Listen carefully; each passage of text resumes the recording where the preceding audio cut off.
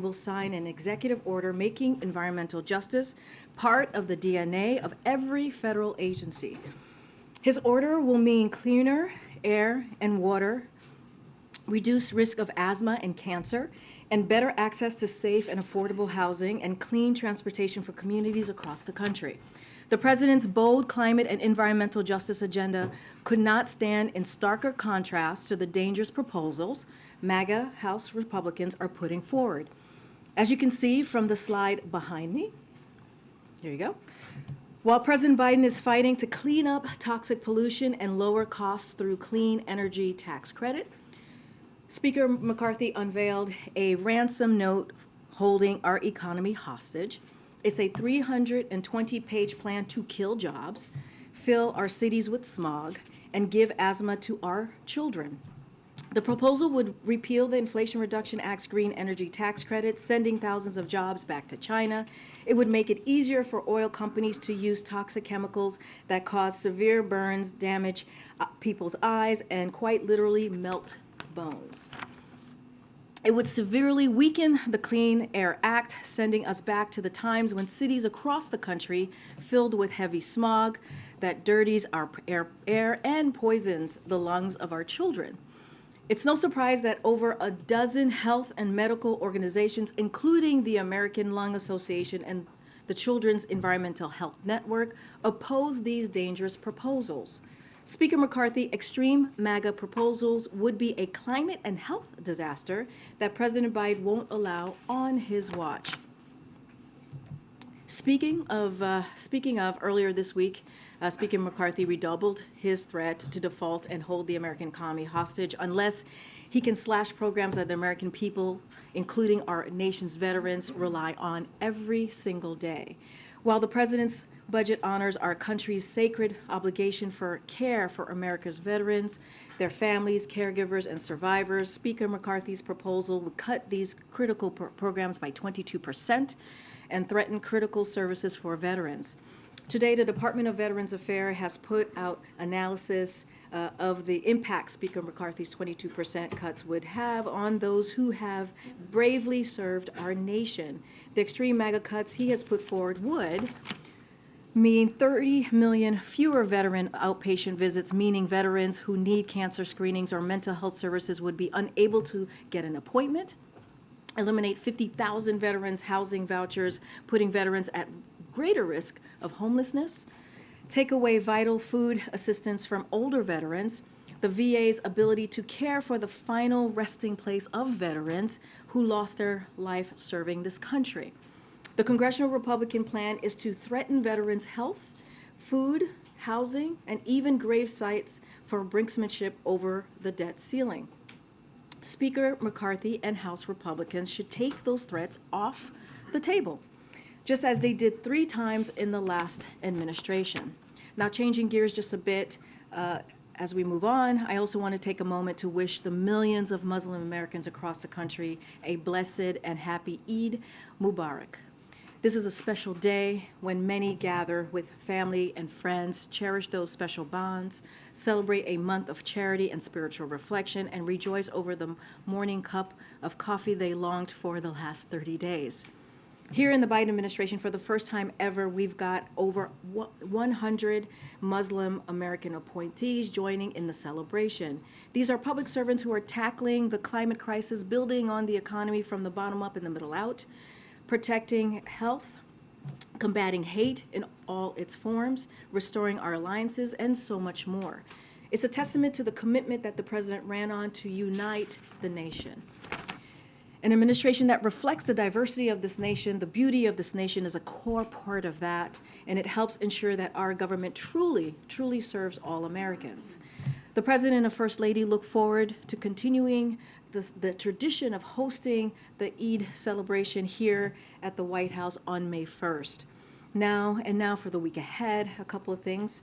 On Sunday, the President and the First Lady will return to the White House from Camp David. On Monday, the President and First Lady and the U.S. Secretary of Education, Miguel Cardona, will honor the Council of Chief State School Officers 2023 Teachers of the Year at the White House. Teachers from each state and territory will be honored for their excellence in teaching and commitment to students' learning. Later, the president will welcome Tennessee State Representative Justin Jones, Justin Pearson, and Gloria Johnson to the White House. They will continue their discussion on their efforts to ban assault weapons and stand for democratic values. On Tuesday, the president will deliver remarks at the North American Building Trade Unions Legislative Conference held at the Washington Hilton. The president will discuss how his investing in America agenda is bringing manufacturing jobs back, or manufacturing more broadly back, rebuilding the middle class, creating good-paying jobs and union jobs. On Wednesday, the president and the first lady will host President Yoon, and Mrs. Kim for a state visit to the United States, which would include a state dinner. As part of the visit, the president and the first lady will participate in a visit with President Yoon and Mrs. Kim to the Korean War Memorial on Tuesday evening.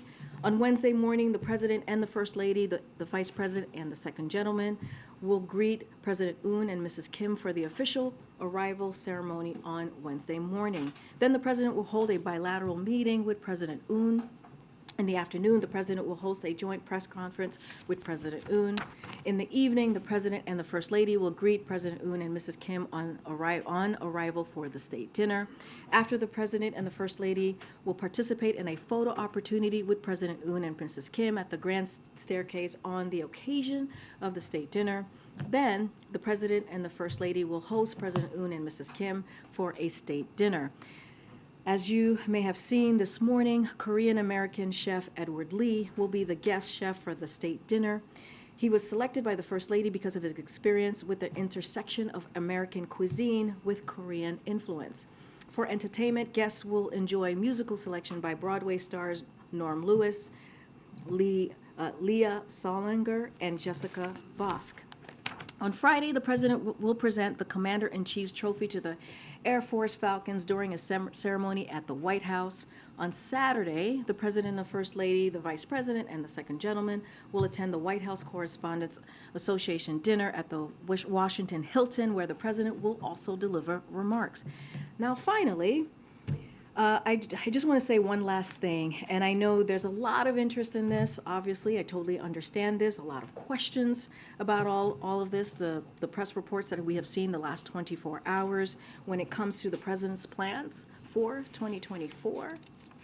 I just want to say, and I know all of you in this room know this, I understand that you all know this, but there might be some folks who are watching at home who may not know. And so just want to lay this out for all of them. As a government employee, federal law prohibits me from discussing campaign-related topics from this podium. So I will be following that law and not discussing anything regarding the 2024 race. The president has been very clear. I know you all have reported this many times, and he has said this in many, multiple interviews over the past several months with multiple outlets. And on his intentions what his intentions are when it comes to 2024. But beyond that, I will not be able to comment on anything, again, related to the 2024 elections. And with that, and thank you so much for your patience with me today with our toppers.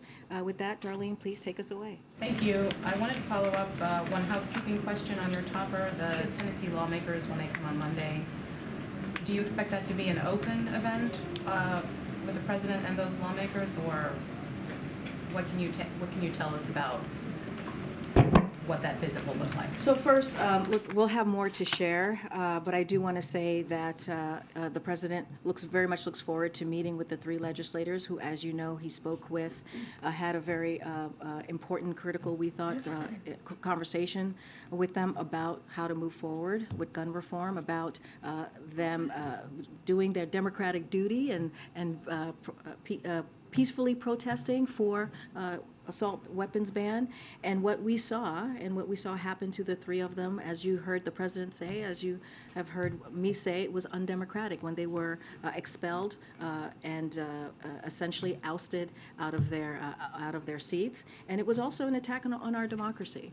And so what you'll see is the president sitting down with these three legislators, having a conversation on how to move forward, with common sense gun reform, how to move forward on protecting our communities, our kids, our churches, and he will hear them out, and he looks forward to having that conversation, and we'll have more on what that will look like, and if there will be any availability for all of you to kind of experience or see that meeting. I just don't have anything at this time. And on Sudan, I wanted to follow up on something that John Kirby said when he was here yesterday and also this morning in his virtual panel, which is that Americans should have no expectation of a U.S. government coordinated evacuation at this time, and we expect that's going to remain the case. Now, obviously, the U.S. government has warned Americans about the security situation in Sudan, but can you explain why this is the government's position? Like, shouldn't Americans abroad expect some help from their government getting out of a trouble spot? Totally hear your question, and just to be clear, like Americans in Sudan have been warned since last year, and it's been a level 4. The State Department, as you know, they tend to give the warnings to Americans abroad on what's happening on the situation, and so it is not our standard procedure to evacuate American citizens living abroad. Afghanistan was a unique situation for many reasons, including already hosting a significant military presence and ending a 20-year conflict. The Afghanistan evacuation was not the norm, as you all know, and many of you have reported that. So, for example, in Libya, Yemen, and Syria, we do not provide large-scale evacuations for American citizens and LPRs, even as those government collapsed. Instead, we urged Americans to use commercial options to leave the country while those options were still readily available. We also offered financial assistance to those who needed help departing the country in accordance with our standard consular services for American citizens in these sorts of extraordinary situations. But again, it is not our standard procedure, and the State Department does its best to provide information to citizens who are abroad and giving them the warning when necessary. And this is something that, when it comes to Sudan, this is a warning, a level 4 warning that we provided to them many months ago, basically telling Americans who were there to leave if they could, and also not to travel, Americans not to travel to Sudan. So we've been very clear on that. Again, it's not our standard procedure. Kadmir. Thank you. You mentioned Speaker McCarthy's proposals, and I know you discussed this yesterday, but I just want to make sure that I'm clear on your position. The President is not going to sit down with the Speaker until he agrees to a clean plan to raise the debt limit? So we have been very clear that the Speaker, without delay, should put forth a clean bill on the floor to avoid default. We have been very clear about that, and that stance continues. We are always happy to have a conversation about the budget. We've been very clear about that, about the spending that they propose. We already have a sense of what they value with their 22% spending cuts, as I mentioned. Veterans, when it comes to veterans, education, Meals on Wheels, and a host of extensive other programs that will really hurt Americans. Americans really rely on these programs to make their ends meet. And so we're going to continue to analyze that, and we'll have more to share. But clearly, as I laid out at the top, we are clearly doing a deep dive on these different programs. But we need to see them put this raise the debt ceiling, avoid a default, and not put our economy or take the American economy hostage. And we've been very clear about that. I'm just trying to get a sense of what you need to see to have this conversation between the President and the Speaker, because you've said you're happy to talk about the budget. The President, or the Speaker, has now put out what appears to be the closest thing he's going to get to putting out a budget. So what are you waiting for? So what we're waiting for is for them to avoid default. What we're waiting for House Republicans is to put that on the floor so that we can avoid default. So that's what we want. Conversation until they put out that. We've been very clear about that. We do not want to negotiate on this. We want to make sure that they do what they did the last 3 times and avoid default. They need to put that bill. Put a clean bill on the floor so that they do not continue to hold the American economy hostage. And that's what they're doing, which will have dangerous consequences for not just our economy, for the American people. So that's what we want them to do. And no talking until then. Well, they need to do that, and then we can go ahead and have a conversation about the budget. And just one quick one, since you did the week ahead. Does the President have any plans to mark the 4th anniversary of his announcement of his 2020 campaign? That is very good. I had to try. I don't have anything else beyond the week ahead that I just laid out, but I really appreciate the effort. That was very good. Who Yes. will be able to address questions about 2024? Well, don't have anything to say about 2024 either way. It's not going to come from here, from this podium, as I have stated, and so I'm just going to leave it there. And has the president now ordered the evacuation of American diplomatic personnel from Sudan? What's the status of that? So I know that the Admiral took some questions on this earlier, and so when it comes to the diplomats and the embassy, we have, as you all know, and you've heard me say this, we have no higher priority than the safety of our U.S. government personnel and their families overseas, and we have made very clear to both sides that any attacks, threats, or dangers posed to our diplomats are totally unacceptable. As you heard from the Department of Defense, U.S. Africa Command is monitoring the situation and conducting prudent planning for various contingencies. As part of this planning, the U.S. is deploying additional capabilities to the region for contingency purposes related to securing and potentially facilitating departure of U.S. Embassy personnel from Sudan if circumstances require it. So any other questions, we would refer you to the State Department, but I just laid out what the Department of Defense and U.S. Africa Command is monitoring and putting into place just in case. Okay. I have a question about the actual Hatch Act. In the past, presidents, when they're preparing to run for re-election, have tried to separate their job as president from the job as candidate. For example, they'll commit to only holding political meetings in the residence, only phoning donors from the residence, and in fact, I think there's a special phone line on Air Force One when President Obama was in office to talk to donors. Is President Biden going to take similar steps? I don't have anything to share on anything that's related to 2024. Okay. And at Camp David this weekend, what is the president planning to do while he's up there? Do you have a list of staff? I do that's not have a going? list of staff that's attending.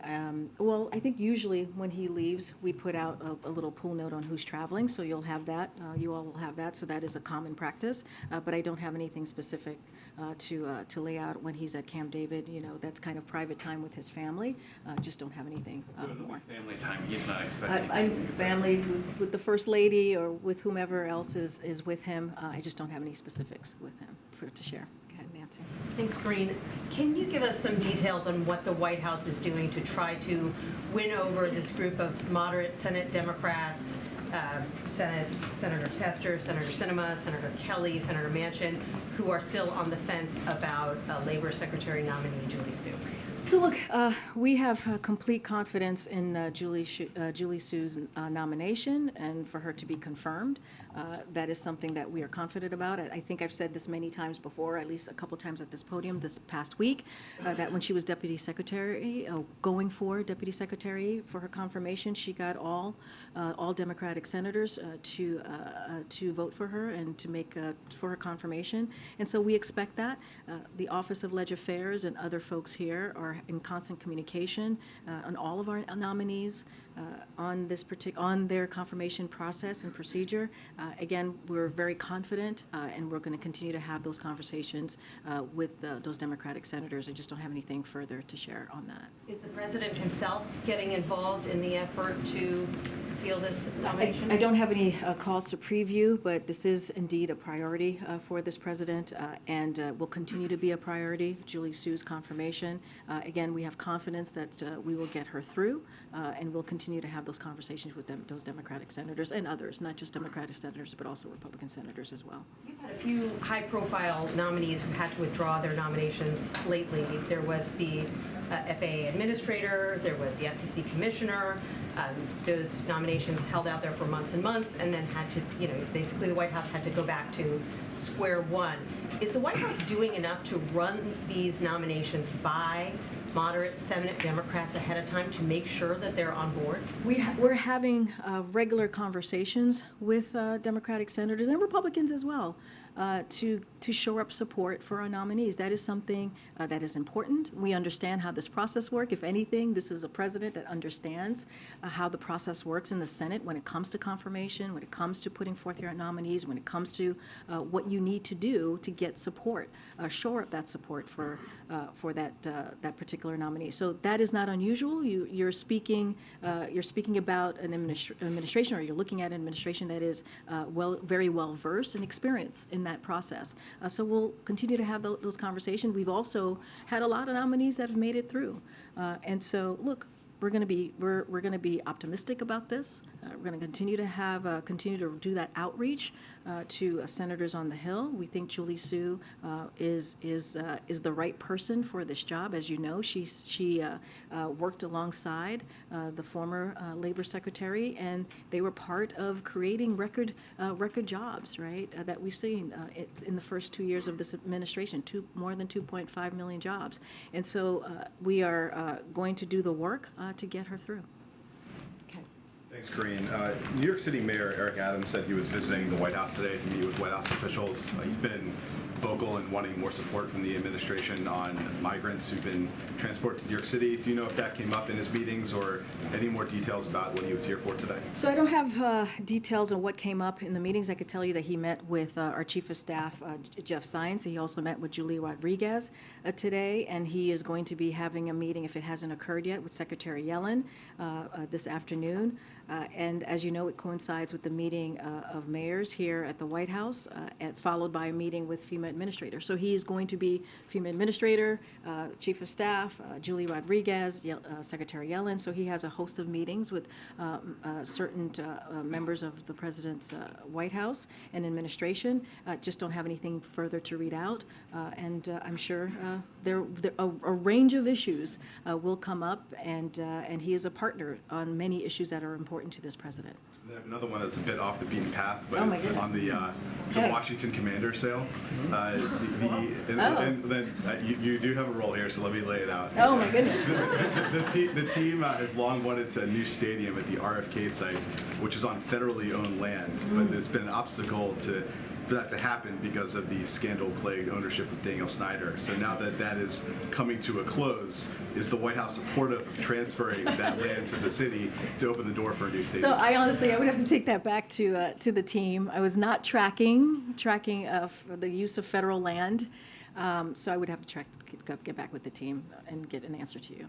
All right, thanks. Go ahead, Tam. Yeah, can you say what this environmental justice announcement will mean, if anything, for the people in East Palestine, Ohio? That's a very good question.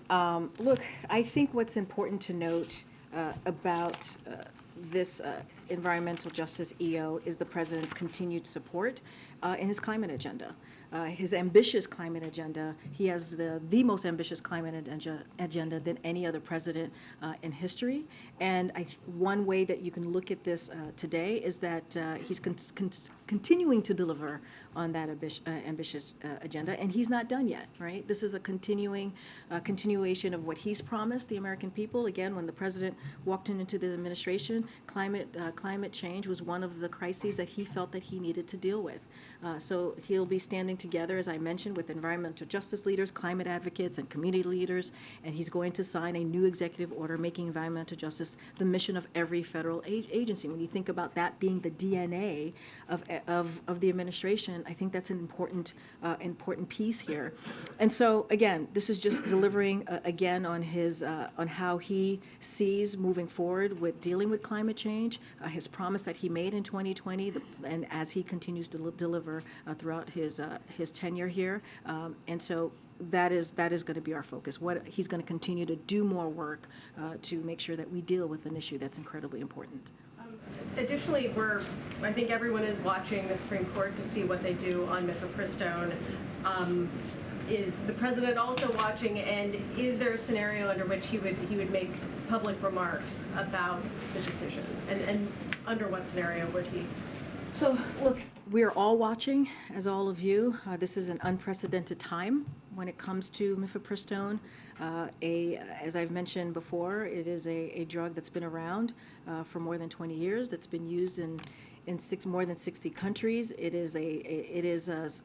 Has been approved by the FDA, which is an evidence-based approval, and we should not forget that, alongside of a wide range of other prescription drugs that FDA has the right to approve. Again, an independent agency. All I can tell you at this time, as we're all waiting, we're all watching, is that we are prepared. We are prepared for whatever announcement comes out of the Supreme Court, and if need be, we are prepared also for a long legal battle. That is our commitment and our promise to the millions of women across the country. The President has been very clear. This administration has been very clear. We are going to continue to fight for women's reproductive rights. Are we likely to see the President speak on this? I just don't have anything to share. We're waiting to see what the announcement's going to be, what the outcome of the Supreme Court decision will be, and so I don't want to get ahead of that. I just don't have anything to share for this weekend. And yeah, go ahead. Thank you, Karine. I'd like to ask you about a report from earlier this week about Canada informing NATO officials that it will never meet the Alliance 2% defense target. Is the President worried for the security in the Arctic in a reality where Canada obviously cannot fill up its obligations? So let me first say that United States and Canada have a close defense partnership. You saw the two leaders together just recently in Canada. So we're committed partners in NORAD, the only binational military command in the world, and we're closely working together to meet the threats and challenges that we face. And so during that meeting in Canada between the two leaders in Ottawa just last month, both leaders committed to invest in the modernization of NORAD, including enhanced domain awareness in the Arctic to protect our citizens and sovereign territory. The joint statement that was released with Canada during the visit contained a number of specific investments Canada is making in its defense infrastructure. So certainly I would point you to that joint statement. The two leaders also underscored the importance of investment in modern, ready, and capable forces under the 2014 Wales Summit Defense Investment Pledge in the face of global threats. So again, they have a close defense partnership, and they're both committed. Has the President lost hope, though, Karine, of a strong Canadian involvement in Haiti to bring some sort of stability, to take a more active role to bring some sort of stability? So look, as you know, that conversation came up during the meeting as well. This is something that the President addressed as well in Ottawa when they did their conference. We've made it clear that we believe the security and humanitarian situation in Haiti is worsening, and the situation on the ground will not improve without armed security assistance from international partners.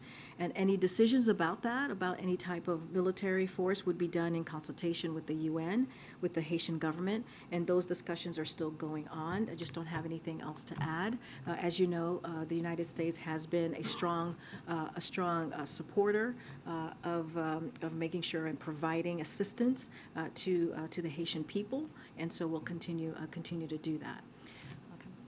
Okay. Karine, one question. When it comes to Tennessee lawmakers and the possibility, I'm hearing there's a strong possibility of a special session in May that could deal with firearms, etc.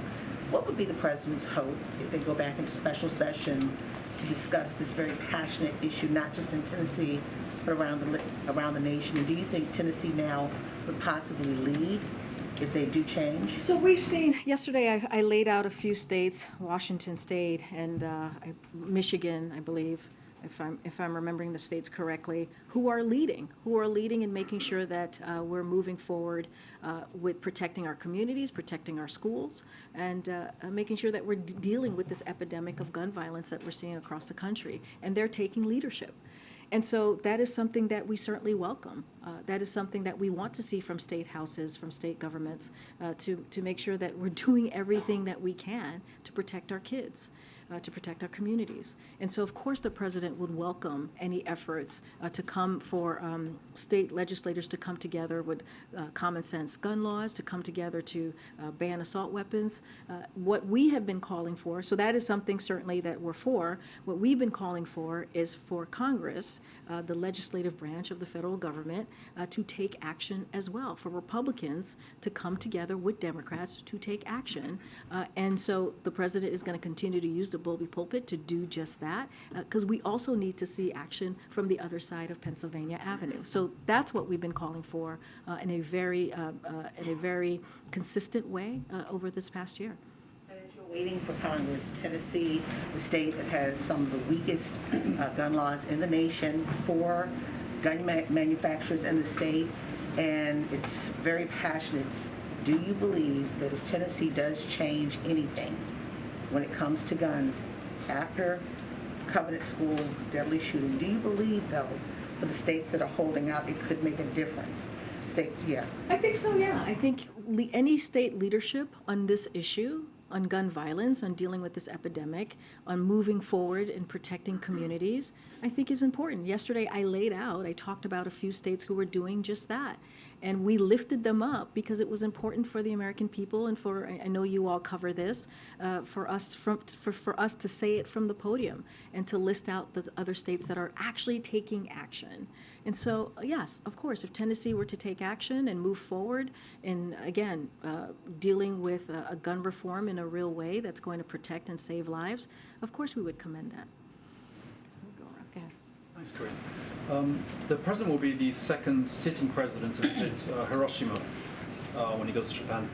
I know when Obama went, there was a lot of pressure from some quarters on him to apologize for for dropping the atomic bomb. Is that something President Biden's going to talk about when he's there? I'm just not going to get ahead of what we're going to be doing next month. We'll have more to share when we get closer to the dates, but I just don't have anything to share at this time. One other quick one, if I can. It's not a 2024. Not a hatchet type question, let's put it that way. That's what you think. I challenge you. I don't think it is. I know, I love how you're setting it up. I'm getting that out of the way first. But Donald Trump is the front runner at the moment, clear front runner of the Republican Party. He wants to be president, and he's the front runner of his party to do so. This is somebody that President Biden has described as a danger, literally a danger to the country and his movement, an existential threat to democracy, etc. So, candidate or not, is current President Biden, is he following the words and actions of Donald Trump on a fairly regular basis, considering he's a danger in his view? So, look, appreciate the question, Sebastian. As you just laid out yourself, he is a candidate for 2024, and you're specifically talking about a result or what could potentially happen in that race, and I'm just not going to speak to it. What I can speak to is how the president is focusing on the American people and delivering for the American people. Here's what we know to be a threat. What we know to be a threat is the MAGA wing of the Republican Party and Speaker McCarthy, who are put forward a plan, a blueprint that's holding the American economy hostage. That's a threat. That's a threat to our economy. That's a threat to Americans across the country. We think about the 22% spending cut that they put forward. That's a threat to veterans. That's a threat to our education. And that's a threat to the American people who need these different programs to make ends meet. And so that's what we're going to focus on right now. Feel free to ask me a million questions about that, and I'll do my best to answer them. And so the president, when he makes his decision, he'll make his decision. It will not come from here. I will not be talking about 2024. I made that very clear as a government official. It's not something that I can do from here. But I'm happy to talk about how we're delivering here at the White House for the American people. Oh boy. Okay. All right, Michael. Why have you been willing to talk about President Trump before? And were you in violation of the Hatch Act when you did so? Absolutely not, because we're talking about what the president has done in the administration. No, I know. I'm answering your question because I'm saying the President Trump. We were talking about what he did in the last administration. We were talking about policies that were harmful in the past administration. No. He asked me, does the president still believe that Donald Trump is a threat? if he wins, right? Because he's a candidate. That's something different. No, he didn't ask that. Can I just say what I said? I was asking, is President Biden, does he follow the words and actions of this person, Donald Trump? As a candidate, right? As a candidate. So yes, I'm saying I'm not talking about 2024. I'm not talking about what I have talked about. Donald Trump has been a candidate for re-election or for election or however you want to call it. I understand for that. a year, and you've talked about him a lot. Yes, and about what he's done a lot, so as I talked about his policies when he was president. That's what I have talked about.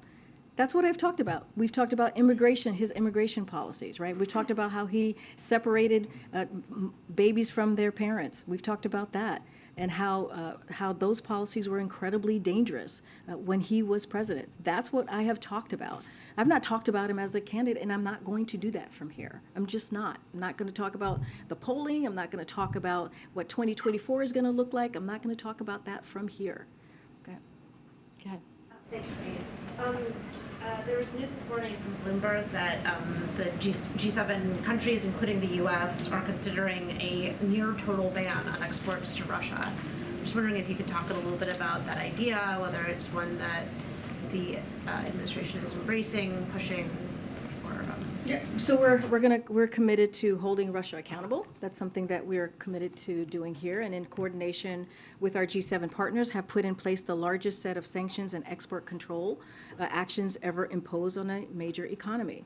These actions have had a significant impact, undercutting Russia's ability to find and fight its unjust war.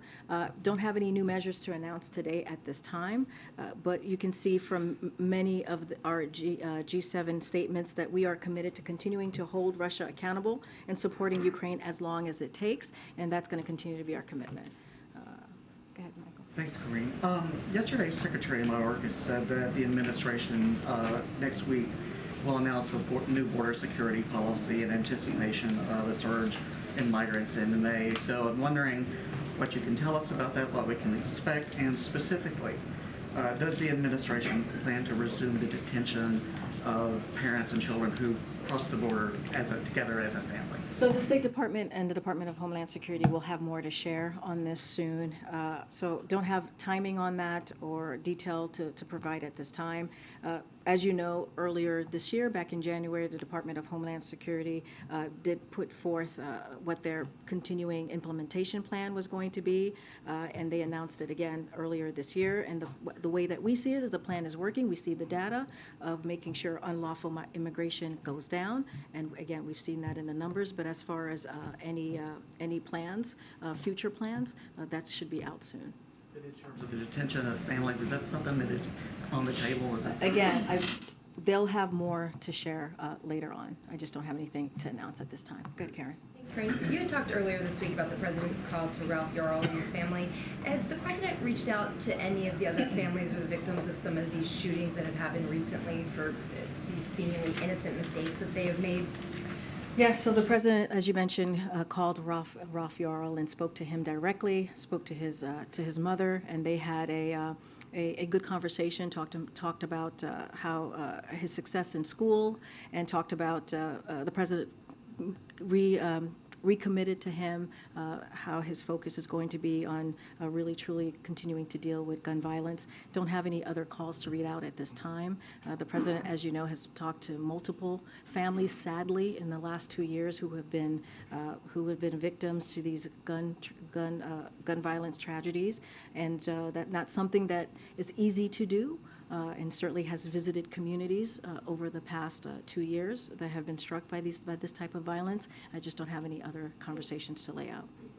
Just kind of with this string of these examples this week of pulling into the wrong driveway, a basketball rolling into the wrong yard. What does the president make of this? So these reactions by people that they have gone and shot people for something that is innocent, just a wrong mistake. What does he make of that? That was what people did. Look, the president thinks that it's time that that Congress, Republicans in Congress, take action on these types of gun violence that we're seeing in our communities, in our school. That doesn't change it. That doesn't change the president continuing to use his bully pulpit to call at Congress or really call Congress to take action. And that's what we need to see.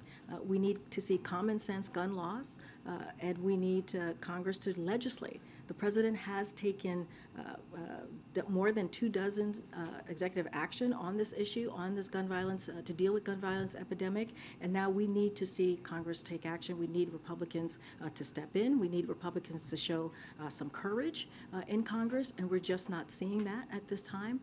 And it is important to do that to save lives across the country, and I'll leave it at that. I'll see you guys on Monday. Thanks, everybody. Thank you.